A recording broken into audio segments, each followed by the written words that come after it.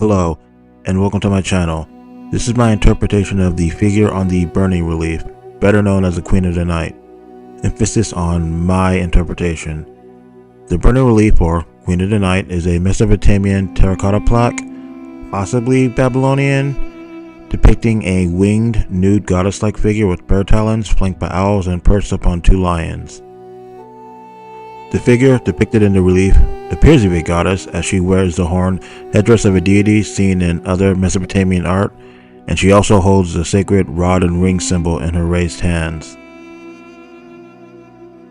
As for exactly who's depicted in the relief, that's debated by scholars. Some argue that she's Inanna, or other known as Ishtar. Others argue that she's a sister of Ishtar, Eriskagol, and some say she's not a goddess at all, but a demoness, known as a Lilith or Lilith. Chances are, if you've seen this relief in various websites, she's probably commonly described as Lilith. But from what I could tell, most scholars think she's not a demoness but a goddess due to, as I've mentioned earlier, the horned headdress. As for the arguments for her being Inanna, to quote worldhistory.org, 1. Lions are an attribute of Inanna. 2. The mountains beneath the lions are a reflection of the fact that Inanna's original home was on the mountaintops to the east of Mesopotamia. 3. Inanna took the rod and ring with her in her descent to the underworld, and her necklace identified her as a harlot. And 4. Her wings, bird talons, and owls show that Inanna is pictured in her aspect of owl goddess and goddess of harlots. Whether she's Inanna or Eriskagol, I think we could rule out that she probably isn't Lilith, due to the horned helmet or headdress associating her with divinity. It's an interesting article, and it further elaborates on the arguments for the other two figures. I'll be sure to link it in the description. I could insert this as a reference image for the jewelry because I wasn't quite sure how I wanted to approach that.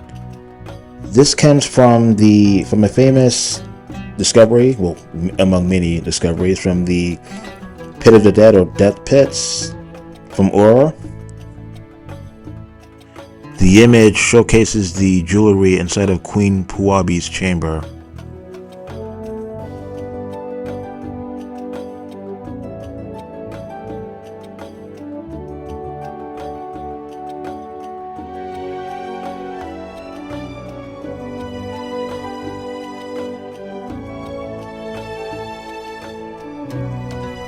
As you can see, I simplified the jewelry quite a bit. I didn't give her as much because that would be kind of time consuming, even though admittedly the symmetry tool makes this process much more manageable. That's why I love it so much.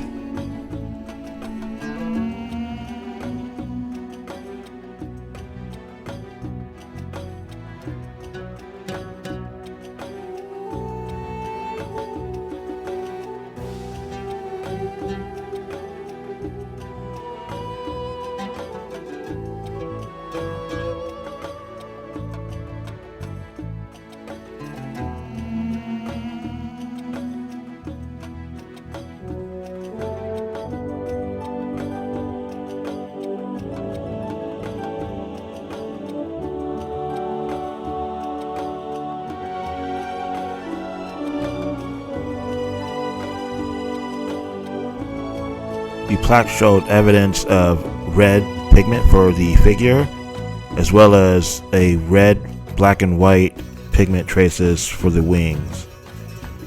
These were fairly easy to add, adding clipping mask.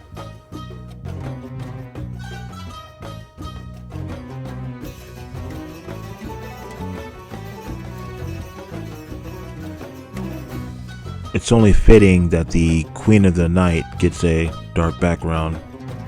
That and the fact that the original relief had trace elements of black pigment, hence why she's dubbed Queen of the Night in the first place.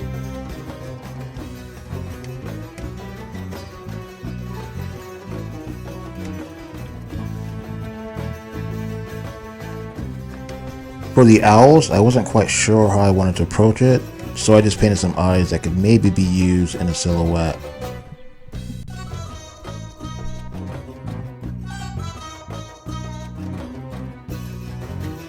The original relief had her flanked by 2 owls, but I decided to add multiple. I mean, owls aren't really that big, so I decided to add multiple ones, keep them silhouetted.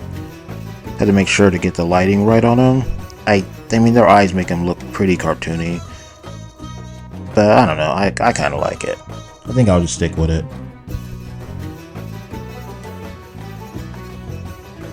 Now we're going to use an ancient super secret technique to add a smile, aka the liquify tool.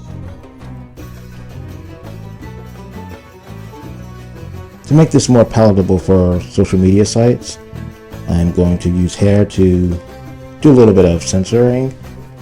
Just gotta make sure to get the highlights right, to make sure they match with the hair I did earlier.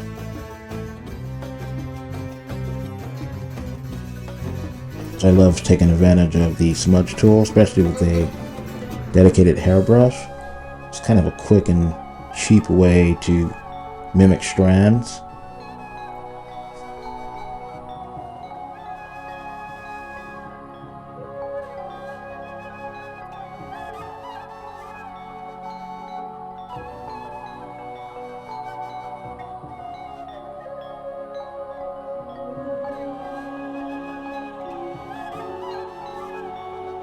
And now for the gold trim to keep the hair, to make it sure that the hair looks like it's kept in tight as opposed to just somehow magically kept together.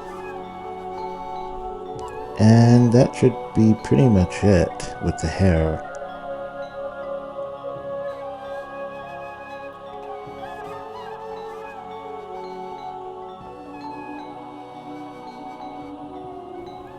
A convenient tree branch will make this safe for work. Apparently, what the rod and ring symbols are supposed to be made of is quite debated.